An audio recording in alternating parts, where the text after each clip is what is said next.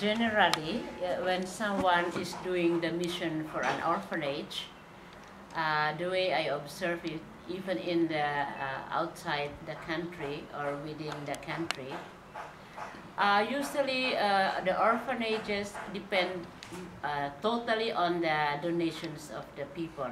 Either it is inside the country or from the outside country.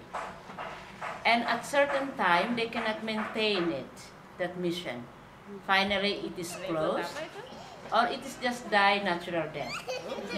Because no one thinking of how to nurture it, the mission.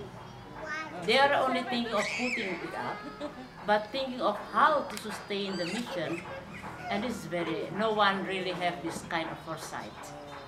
So after observing several places, and then also went to several orphanages, either inside in the country or outside the country, I came to realize that this is a mission that God has entrusted to us.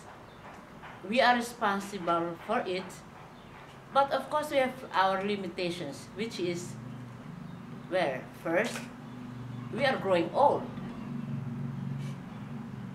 Now how can we sustain the mission?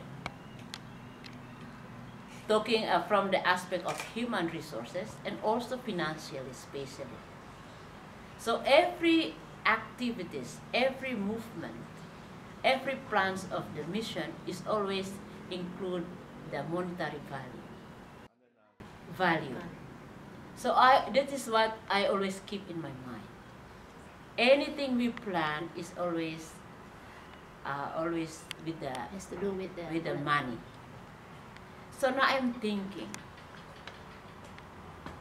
how to sustain this mission. So we are thinking of, after we are discussing every time, because we are talking and seeing and then planning for the future. I said, well, we have to do something. We should not depend totally or always on the donations.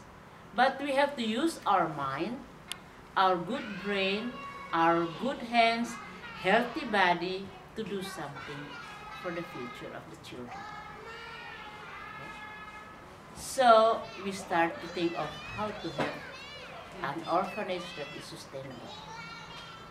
So putting up a building, although how simple it is, but that building should have an income generating project.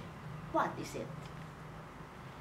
So when we met Mr. Kamon, almost every time Mr. Kamon, you came here, we talk about these matters, because from our background, we don't have so much about how to raise money, how to raise funds by ourselves, to use the skills, to use the human resources and the natural resources that we have in our country.